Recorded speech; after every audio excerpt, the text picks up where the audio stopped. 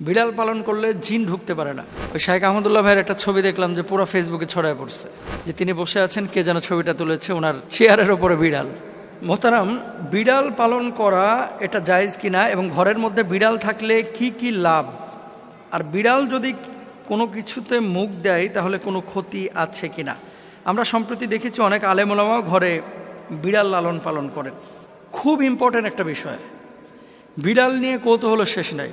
বাংলাদেশে অনেক আলেমের ঘরে আমি বিড়াল দেখেছি, এবং আপনার আশপাশের অনেক ভাই বোনের বাড়িতে বিড়াল আছে।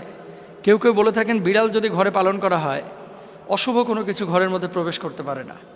বিড়াল পালন করলে জিন ঢুকতে পারে না। বিড়াল পালন করলে আবার কেউ কেউ একটু বাড়ায়া বলে যে রহমতের ফেরেশতা ঢুকে না। মিথ্যে কথা।